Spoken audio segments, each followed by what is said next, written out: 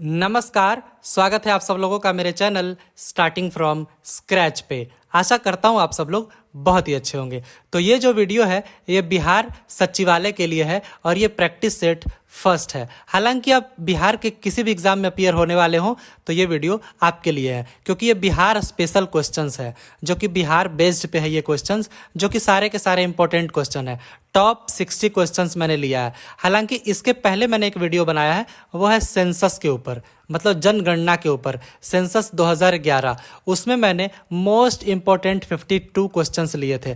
तो अगर आप लोग वो वीडियो नहीं देखें तो उसका लिंक मैं इस वीडियो के डिस्क्रिप्शन बॉक्स में डाल दूंगा, आप लोग जरूर देखिएगा, क्योंकि ये जो वीडियो है उसमें 52 क्वेश्चंस है और वो सारे के सारे इंपॉर्टेंट है सेंसस के ऊपर। अगर आप लोग ये वीडियो देख लेंगे तो आपको सेंसस के ऊपर इसके अलावा आपको कुछ पढ़ने की जरूरत नहीं पड़ेगी। तो आइए आज फिलहाल चलते हैं प्रैक्टिस सेट 1 देखते हैं। इसमें मोस्ट इंपॉर्टेंट 60 क्वेश्चंस है। तो आइए चलते हैं अपने वीडियो की ओर। पहला क्वेश्चन देखते हैं, when was Bihar established? Bihar की स्थापना कब की गई थी या तो फिर कब हुई थी? ऑप्शन में देखते हैं हमारे पास क्या क्या है। 1911, 1912, 1913 या तो फिर 1914। तो ये चारों आपके ऑप्शन हैं पहले क्वेश्चन के लिए। तो देखिए क्वेश्चन आपके सामने है स्क्रीन पे। आप लोग यहाँ पे वीडियो को पॉज जरूर किया कीजिए। हर एक क्वेश्चन, जब भी आपको क्वेश्चन स्क्रीन पे दिखे आप लोग वीडियो पॉज करके उसका आंसर जरूर कमेंट किया कीजिए। ये आप ही के लिए बेहतर रहेगा। तो पहले क्वेश्चन का जो सही आंसर है वो है ऑप्शन बी। 1912 में हुआ था बिहार राज्य का स्थापना। इसके बारे में और कुछ जान लेते हैं कि पहले जो था, इसके पहले वो था बंगाल प्रेसिडेंसी।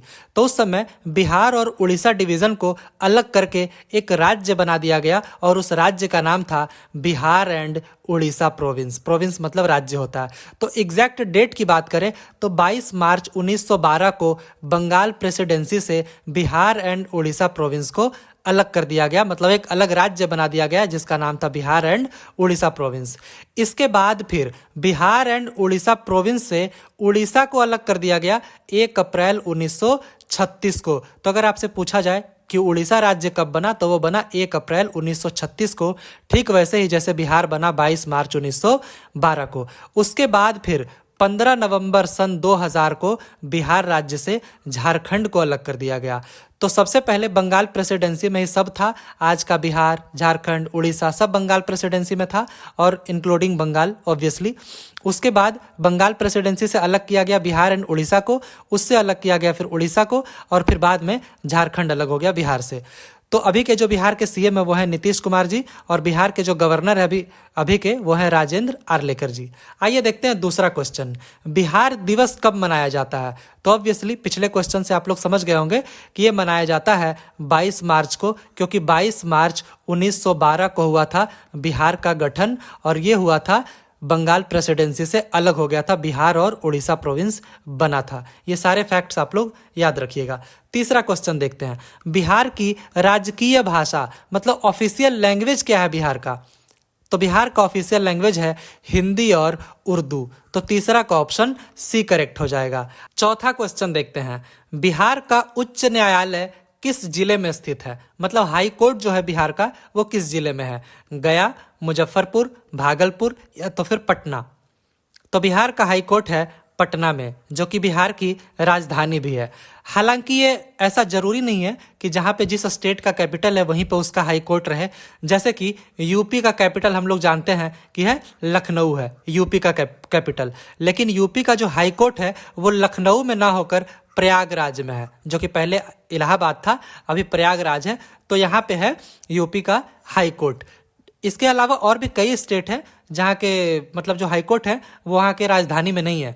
जैसे कि छत्तीसगढ़ की राजधानी हम लोग जानते हैं रायपुर में है, लेकिन इसका हाई कोर्ट कहाँ है? बिलासपुर में है। जैसे कि उड़ीसा की राजधानी है भुवनेश्वर, लेकिन इसका हाई कोर्ट है कटक में। तो ऐसे और भी कई स्टेट्स जैसे गुजरात है, केरला है, तो उसके हाई कोर्ट्स जो हैं वो कैपिटल में नहीं है। तो इसको ध्यान रखिएगा। आइए देखते हैं पांचवा क्वेश्चन, बिहार का राजकीय वृक्ष क्या है? स्टेट ट्री क्या है बिहार का? तो बिहार का स्टेट ट्री है पीपल का पेड़, पीपल ट्री बिहार का राजकीय वृक्ष है। तो पांचवा का ऑप्शन डी करेक्ट हो जाएगा। छठा देखते हैं, बिहार के प्रथम मुख्यमंत्री कौन थे? फर्स्ट चीफ मिनिस्टर बिहार के कौन थे? तो पहले चीफ मिनिस्टर थे बिहार के श्री कृष्ण सिंह। छठा का यहाँ पे ऑप्शन ए करेक्ट हो जाएगा। इनके बारे में थोड़ा और जान लेते हैं। इनको श्री बाबू भी कहा जाता था क्योंकि इनका नाम ही था, देखिए क्या नाम था, श्री कृष्ण सिंह, तो इनको कहा जाता था प्यार से श्री बाबू। ये बिहार के पहले चीफ मिनिस्टर थे और ये 1946 से लेकर 1961 में 61 तक ये बिहार के चीफ मिनिस्टर थे। बिहार के अगर पहला गवर्नर पूछ लिया जाए तो वो है जयराम दास दौलत राम। अभी के जो सीएम है नीतीश कुमार जी हैं और अभी के गवर्नर है राजेंद्र आर्लेकर जी, हम लोग पहले भी इनका जिक्र कर चुके हैं। आइए देखते हैं 7वां क्वेश्चन। बिहार में लोकसभा की 40 सीटें हैं, तो आपको बताना है बिहार में राज्यसभा की कितनी सीटें हैं, 12, 14, 15 या तो फिर 16। तो बिहार में राज्यसभा की 16 सीटें हैं, इसको याद रखिएगा। अब आइए अपने पड़ोसियों के बारे में कुछ जान लेते हैं। जैसे कि अगर झारखंड की बात करें तो झारखंड में राज्यसभा की सीटें 6 हैं और अगर यहाँ पे लोकसभा पूछ लिया जाए तो लोकसभा की सीटें हैं झारखंड में 14, है ना। इसके अलावा और जैसे कि वेस्ट बंगाल अगर हम लोग देखें, वेस्ट बंगाल, तो यहाँ पे राज्यसभा की सीटें 16 ही हैं जितना बिहार के हैं, लेकिन अगर लोकसभा पूछा जाए तो यहाँ पे हो जाता है 42। अगर यूपी की बात करें तो राज्यसभा की सीटें हैं 31 और लोकसभा की सीटें तो सबसे ज़्यादा 80 सीटें हैं। यहाँ से यूपी से 80 सीटें लोकसभा के हैं, लेकिन चूंकि यहाँ राज्यसभा की बात हो रही है तो बिहार में राज्यसभा की 16 ही सीटें हैं जितनी वेस्ट बंगाल में है। आइए देखते हैं 8वां क्वेश्चन। निम्नलिखित में से राज्यों के किस युग्म को लोकसभा में समान सीटें प्राप्त है। युग्म मतलब पेयर, मतलब कौन सा ऐसा स्टेट्स का पेयर है जिसमें राज्यसभा की सीटें समान है। पंजाब एंड असम, गुजरात या राजस्थान, मध्य प्रदेश और तमिलनाडु या तो फिर आंध्र प्रदेश और राजस्थान। तो ये जो करेक्ट पेयर है वो है आंध्र प्रदेश और राजस्थान। यहाँ पे दोनों के पास जो है वो लोकसभा की 25-25 सीटें हैं, 25-25 दोनों के पास सीटें हैं। अगर हम लोग पंजाब की बात करें तो पंजाब में 13 है लोकसभा की सीटें और असम में है कितना है, असम में 14 है, 14 है। तो एक समान तो नहीं हुआ, इसीलिए ऑप्शन ए यहाँ पे गलत हो गया। गुजरात में 26 सीटें हैं और अगर राजस्थान की बात करें तो 25 सीटें हैं, तो ये भी पेयर सही नहीं होता, इसीलिए तो ये सारे ऑप्शन गलत हो गए। अगर एमपी की बात करें तो यहाँ पे लोकसभा की 29 सीटें हैं और तमिलनाडु में लोकसभा की 39 सीटें हैं। तो आपको तो बताना था किस पेयर में लोकसभा की सीटें समान है, तो वो है आंध्र प्रदेश और राजस्थान में दोनों के पास 25-25 सीटें हैं। तो 8वां का ऑप्शन डी करेक्ट हो जाएगा। 9वां क्वेश्चन देखते हैं। वर्ष 2011 की जनगणना में बिहार की अनुमानित आबादी क्या है, आपको ये बताना है। 8 करोड़, 9 करोड़, 10 करोड़ या तो फिर 14 करोड़। तो ये अनुमानित है 10 करोड़। अगर एग्जैक्ट आंकड़े की बात करें तो ये था 10 करोड़ 40,99,452। ये था बिहार का आबादी 2011 के सेंसस के अनुसार। क्योंकि लेटेस्ट सेंसस 2021 में होना था, वो तो हुआ नहीं कोरोना के कारण, तो उसके आंकड़े तो अभी हमारे पास है नहीं, तो इसीलिए उसी समय के आंकड़े से ही आपको एग्जाम में क्वेश्चन पूछे जाएंगे। 2011 के सेंसस के ऊपर मेरा एक वीडियो है, ठीक इसका पहला वीडियो, आप लोग वो वीडियो जरूर जाकर देखिए, क्योंकि सेंसस के ऊपर 52 इंपॉर्टेंट क्वेश्चंस मैंने लिए हैं। आप लोग अगर वो वीडियो देख लेंगे तो आपको बिहार के सेंसस के मतलब उसके अलावा आपको बिहार सेंसस में आपको कुछ भी पढ़ने की जरूरत नहीं पड़ेगी। आइए देखते हैं 10वां क्वेश्चन।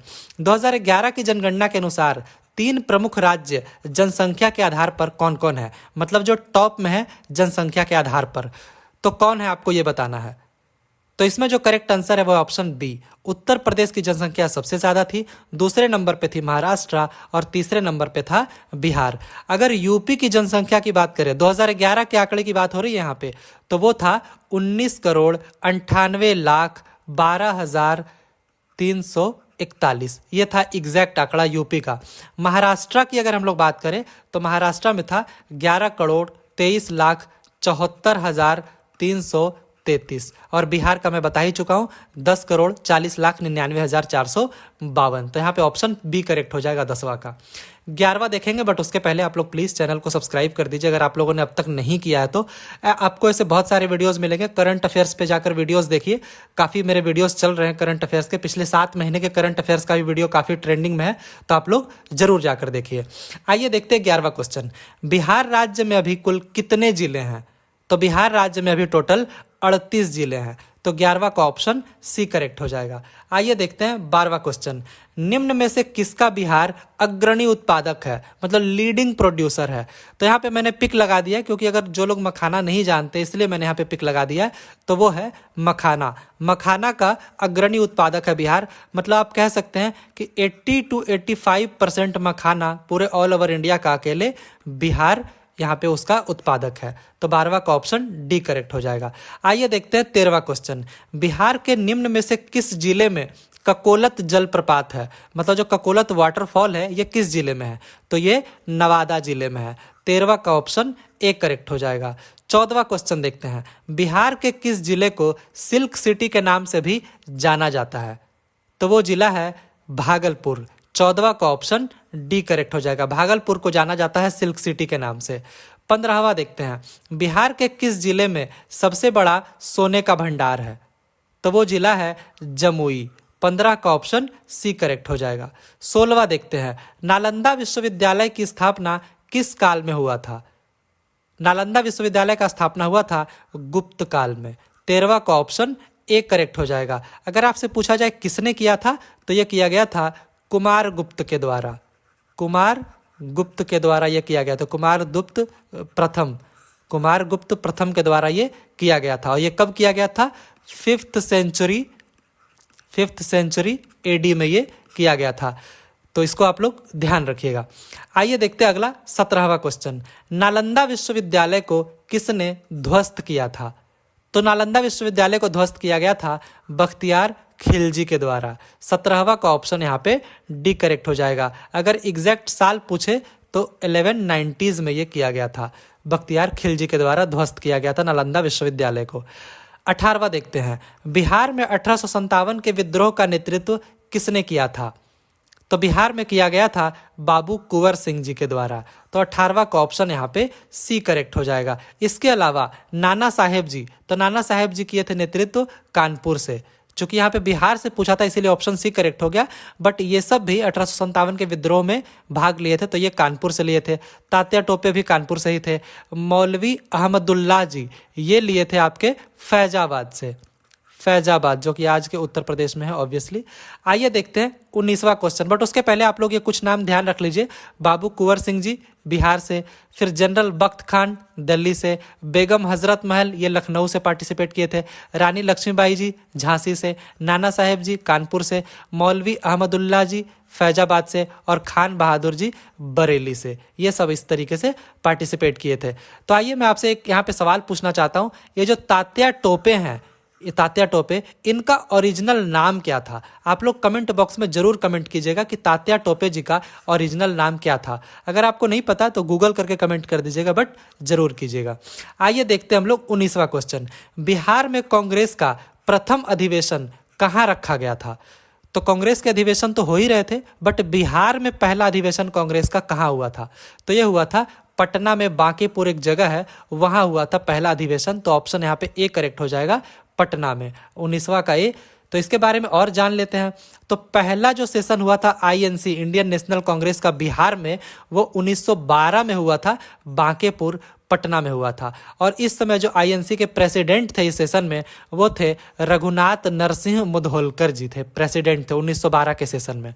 दूसरी बार भी बिहार में सेशन हुआ आईएनसी का, तो वो हुआ था 1922 में। 1912 के बाद 1922 में हुआ था, और ये हुआ था बिहार के गया में हुआ था। इस समय जो प्रेसिडेंट थे वो थे चित्तरंजन दास जी थे। अब आईएनसी के बारे में कुछ जान लेते हैं, इंडियन नेशनल कांग्रेस के बारे में। तो इसका गठन हुआ था 1885 में, बॉम्बे में हुआ था। उस समय बॉम्बे कहा जाता था। और पहली बार जब हुआ था इसका सेशन तो उसके प्रेसिडेंट थे WC बनर्जी, पहले सेशन के प्रेसिडेंट थे। जब आईएनसी का गठन हुआ था उस समय वाइस रॉय कौन थे, तो ये थे लॉर्ड डफरिन। और एक और फैक्ट याद रखिएगा कि आज तक जो कांग्रेस के लॉन्गेस्ट सर्विंग प्रेसिडेंट है वो हैं सोनिया गांधी जी। अभी जो अगर एक और बात इसमें जान लीजिए कि 1907 में जो आईएनसी का बंटवारा हो गया था, इंडियन नेशनल कांग्रेस का, मतलब गरम दल और नरम दल में वो बट गया था कांग्रेस 1907 में।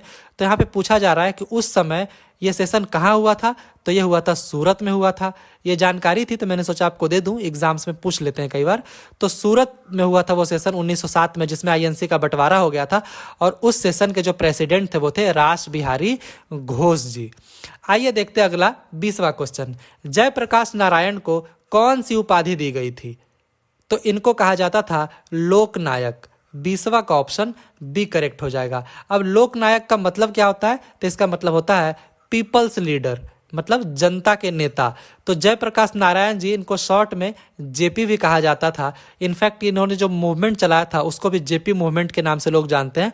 तो लोकनायक को इंग्लिश में कह सकते हैं पीपल्स लीडर। अब वो एक इंडियन इंडिपेंडेंस एक्टिविस्ट थे, मतलब भारतीय स्वतंत्रता के कार्यकर्ता थे, और ये एक सोशलिस्ट नेता थे, समाजवादी, और ऑब्वियसली एक पॉलिटिकल लीडर तो ये थे ही। तो आइए देखते हैं 21वां क्वेश्चन। सदाकत आश्रम ये निम्न में से किन से संबंधित है? यहाँ पे आप न कर लीजिएगा, किन से संबंधित है? जयप्रकाश नारायण जी, डॉक्टर राजेंद्र प्रसाद जी, जवाहरलाल नेहरू जी, या तो फिर बाबू Kunwar Singh ji.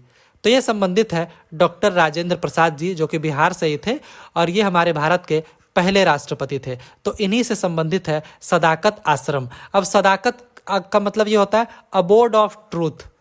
Abode of truth मतलब जहाँ पे सिर्फ सच का बोलबाला हो, इसको कहते हैं सदाकत आश्रम।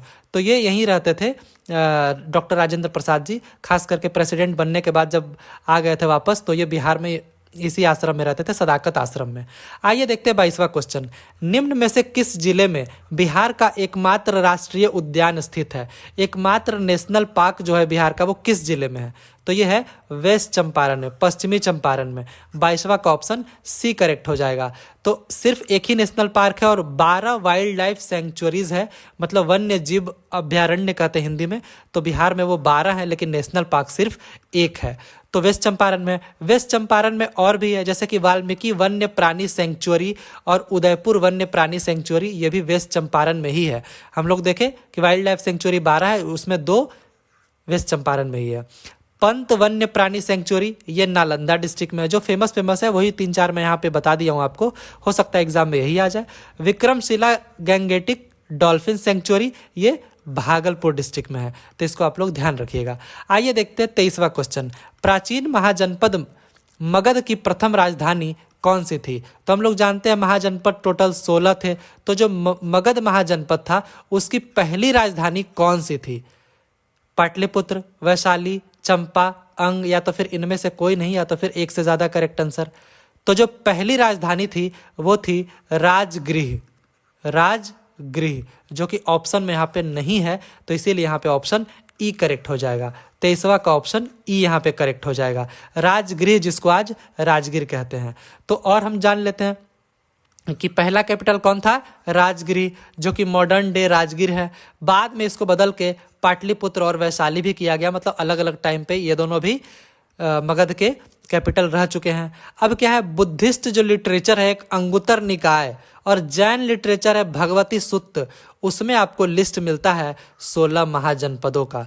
तो कई बार एग्जाम में पूछा जाता है कि किस बुद्धिस्ट लिटरेचर में आपको 16 महाजनपदों का जिक्र मिलता है, तो अंगुतर निकाय में। और अगर किस जैन लिटरेचर का पूछे तो भगवती सुत्त आप लोग लिखिएगा। कुछ जो यहाँ पे महाजनपद है उनके नाम मैं यहाँ पे लिख दिया हूँ, जैसे अंग हो गया, मगध अभी हम लोग इसी क्वेश्चन में जिक्र किए हैं, वज्जी, मल्ला, गांधार, कुरु, वत्स और फिर कौशल, ये कुछ मतलब महाजनपदों के नाम हैं। टोटल 16 महाजनपद थे। आइए देखते हैं आगे। वर्ष 1632 में बिहार के पटना शहर में कौन सी कंपनी ने अपनी फैक्ट्री स्थापित की? 1632 में। तो 1632 में जिन्होंने अपनी फैक्ट्री स्थापित की वो थी Dutch East India company. Dutch East India company, 16वां का यहाँ पे ऑप्शन बी करेक्ट हो जाएगा। आगे और जान लेते हैं कि डच ईस्ट इंडिया कंपनी जो थी वो पटना में अपनी फैक्ट्री लगाई थी 1632 में। अगर हम लोग ब्रिटिश ईस्ट इंडिया कंपनी की बात करें तो इनकी पहली फैक्ट्री लगी थी 1611 में। कहाँ लगी थी? मसूलीपट्टनम में, जो कि आंध्रा कोस्ट पे है, बे ऑफ बंगाल में। और ये दूसरी जो है ये सूरत में लगाए थे 1612 में। ये BEIC की बात हो रही है, ब्रिटिश ईस्ट इंडिया कंपनी। आगे फिर देखते फ्रेंच जो ईस्ट इंडिया कंपनी थी, तो ये 1664 में आई थी और इन्होंने अपनी पहली फैक्ट्री सूरत में लगाई थी 16 1668 एडी में, और 1669 एडी में इन्होंने अपनी दूसरी फैक्ट्री लगाई थी मसूलीपट्टनम में। तो ये सब आंकड़ों को आप लोग ध्यान रखिएगा। 25वां क्वेश्चन देखते हैं, निम्न में से कौन सा भारत में गांधी जी का प्रथम सत्याग्रह आंदोलन था जिसमें उन्होंने सविनय अवज्ञा का प्रयोग किया था। मतलब गांधी जी का पहला कौन सा आंदोलन था जिसमें उन्होंने सिविल डिसोबीडियंस जो मूवमेंट है उसको उन्होंने लॉन्च किया था। तो पहला आंदोलन था चंपारण वाला।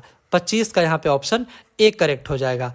तो चंपारण जो सत्याग्रह था उसको कहा जाता है इंडिया का पहला सिविल डिसओबीडियंस मूवमेंट, जिसको महात्मा गांधी जी ने लॉन्च किया था। तो एग्जाम में ऐसे पूछ लिया जाता है कि इंडिया में पहली बार सिविल डिसोबीडियंस मूवमेंट था वो किस मतलब आंदोलन के दौरान यूज़ किया गया था पहली बार, तो वो चंपारण सत्याग्रह के दौरान यूज़ किया गया था।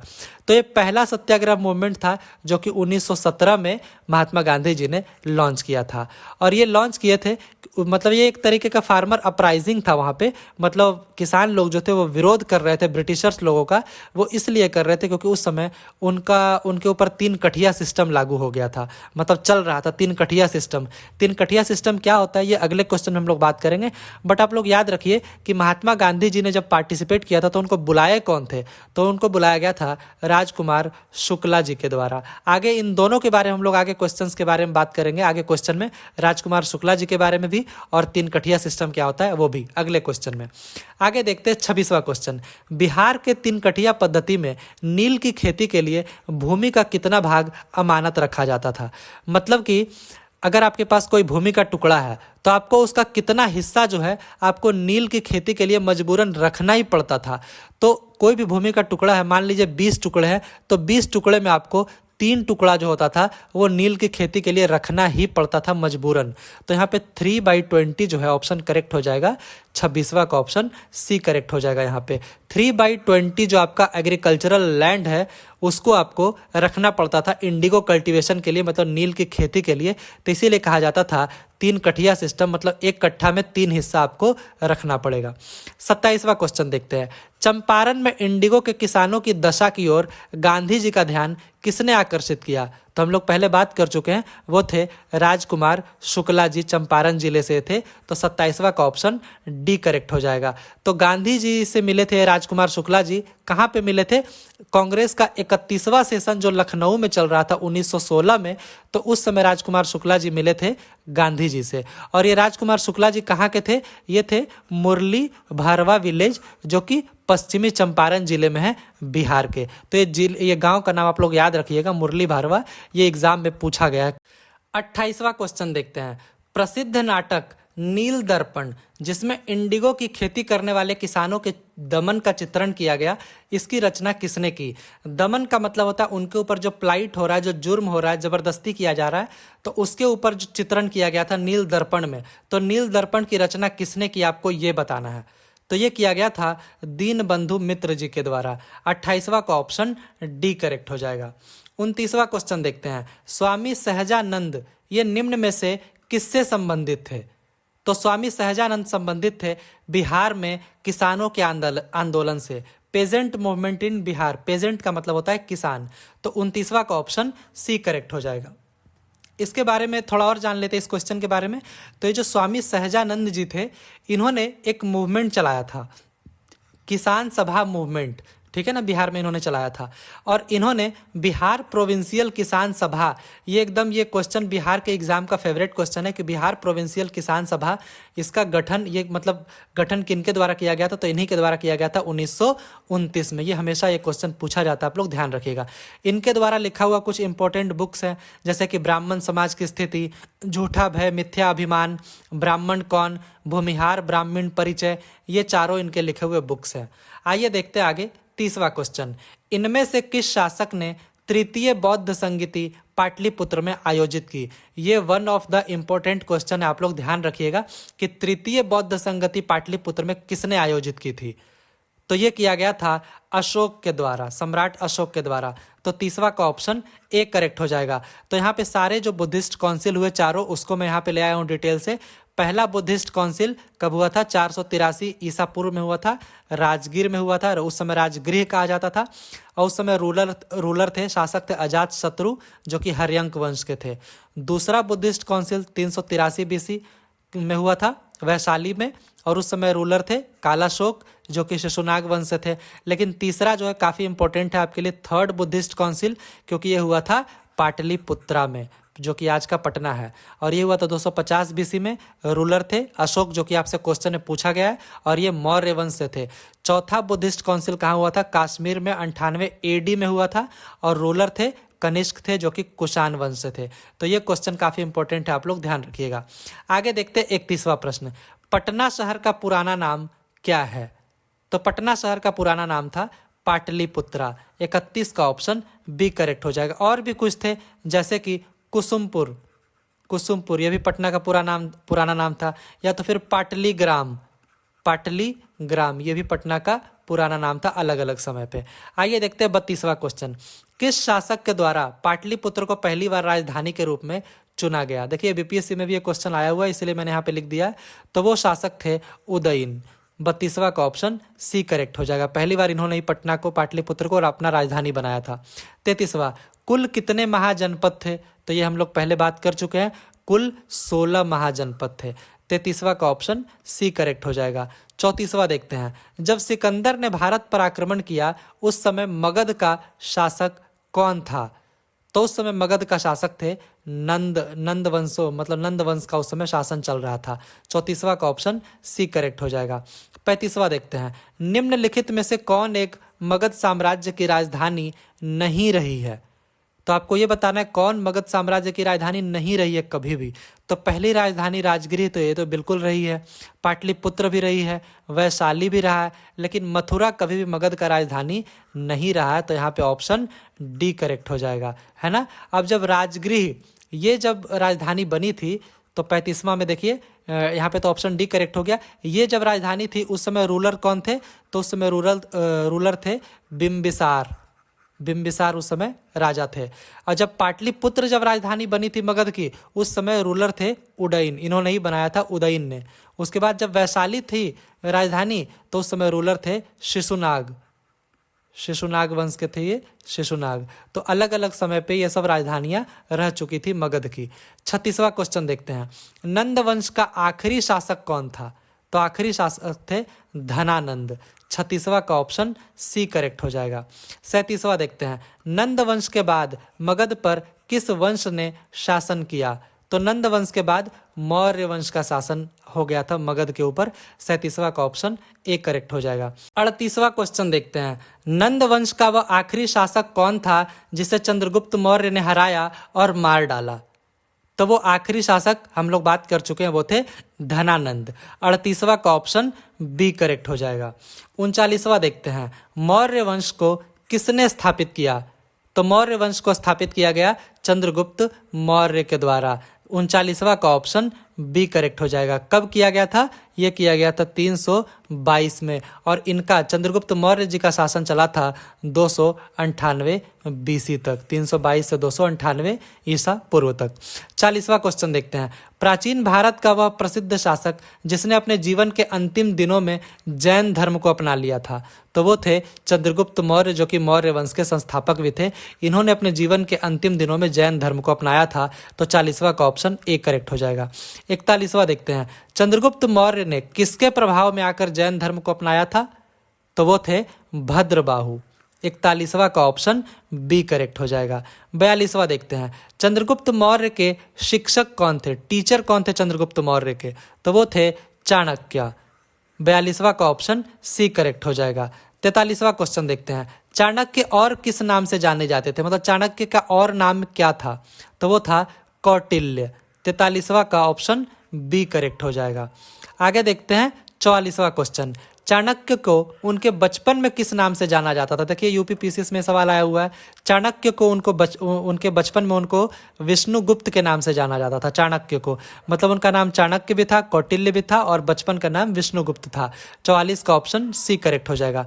45वां देखते हैं, अर्थशास्त्र किसने लिखा? तो अर्थशास्त्र लिखा गया था कौटिल्य के द्वारा। 45वां का ऑप्शन ए करेक्ट हो जाएगा।